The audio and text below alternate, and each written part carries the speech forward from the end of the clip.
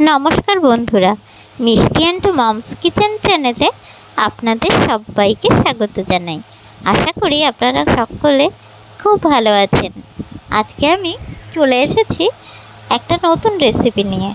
তো আজকে একদম পুকুরের জ্যান্ত পাঙাশ ট্যাংরা দিয়ে আজকে একটা রেসিপি আপনাদের সাথে শেয়ার করব।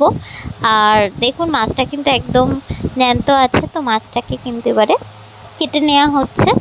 মা মাছটাকে কেটে নিচ্ছে। আর গ্রামের দিকে আপনারা তো জানেন এই মাছগুলো একটু পিছল হয়, তো একটু ছাই দিয়ে কেটে নেওয়া হচ্ছে।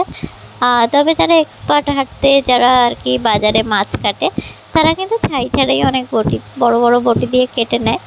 তো যাই হোক, অল্প সামান্য একটু ছাই দিয়ে নিতে সুবিধাই হয়, মাছটা পিছলে যায় না। আর এভাবেই কিন্তু প্রথমে মাছের এই যে পাখনাগুলোকে কেটে নিয়ে তারপর মাছটাকে পিচ করে নেওয়া হচ্ছে। আর এদিকে বিড়ালটাও দেখুন বসে আছে। কিন্তু এই যে মাছটা কাটার পরে যে ভিতরের অংশটা বেরোয়, নাড়ি ভুড়ি বা এই যেগুলো অংশগুলো বাদ যায়, ওগুলো খাওয়ার জন্য আগের থেকেই বসে আছে।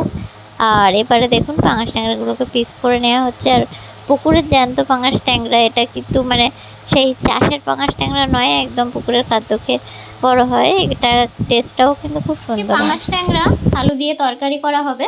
তো তার জন্য পাঙাশ ট্যাংরাগুলো তো আগের দিন মানে কেটেই রেখেছি, আপনারা তো দেখেইছেন।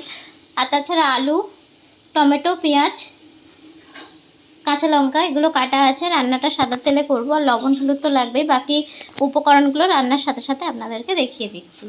আর এই যে আমার ছেলের জন্য সকালবেলা জhal পেঁয়াজ দিয়ে মাছ ভেজে রাখা হয়েছে। মাছটাকে লবণ হলুদ মাখিয়ে ভেজে নেওয়া হবে।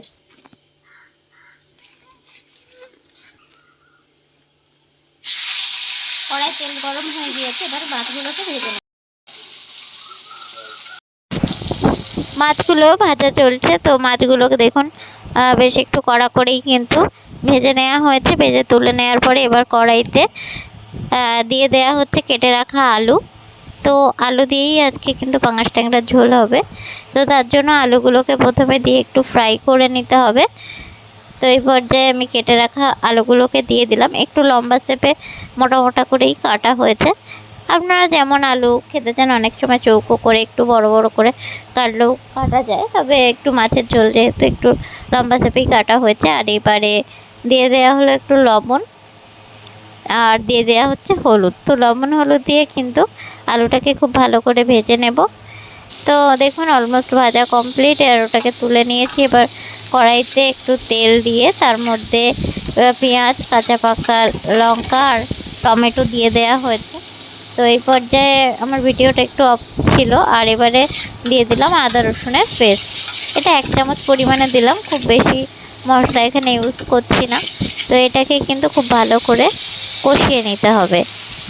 আর এবারে মশলাটা একটু কষিয়ে তেল ছেড়ে আসলে দিয়ে দেওয়া হলো লঙ্কার গুঁড়ো। আর দিয়ে দেওয়া হচ্ছে এবার একটু 1 চামচ পরিমাণে জিরে গুঁড়ো।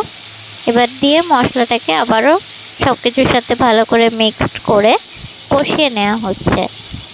তো দেখুন মশলাটা পারফেক্টলি কষানো হয়ে গেলে ভেজে রাখা আলুটাকে কিন্তু দিয়ে দেওয়া হলো। আর এবারে আলুটা দিয়েও কিন্তু মশলার সাথে কষিয়ে নিতে হবে। আমি মিনিট 2-3 সময় ধরে মিডিয়াম টু লো ফ্লেমে আলুটাকে কষিয়ে নিলাম মশলার সাথে। তারপরে এবারে জল দিয়ে দিয়েছি, জলটা ফুটেও গিয়েছে। এবারে ভেজে রাখা পাঙাশ ট্যাংরা মাছগুলোকে এখানে অ্যাড করে দেওয়া হলো। তো এইভাবে আমি ঢাকা দিয়ে রাখবো 5 মিনিট লো ফ্লেমের জন্য, যাতে আলুটা পারফেক্টলি সেদ্ধ হয়ে যায়। তো আমি 5 মিনিট পর ফিরে এসেছি। তরকারিটা অলমোস্ট কমপ্লিট। আপনারা চাইলে এই পর্যায়ে একটু গরম মশলা দিতে পারেন। তো আমি আজকে অ্যাড করলাম না। আর এই রেসিপিটা আপনাদের কেমন লাগলো অবশ্যই কমেন্ট করে জানাতে ভুলবেন না। আর আমার চ্যানেলে নতুন বন্ধু হলে চ্যানেলটিকে সাবস্ক্রাইব করে পাশে থাকার অনুরোধ রইল। তো ভালো থাকবেন, সুস্থ থাকবেন।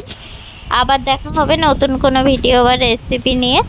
তো আজকে এই পর্যন্তই। সকলে ভালো থাকুন। Tata, bye bye.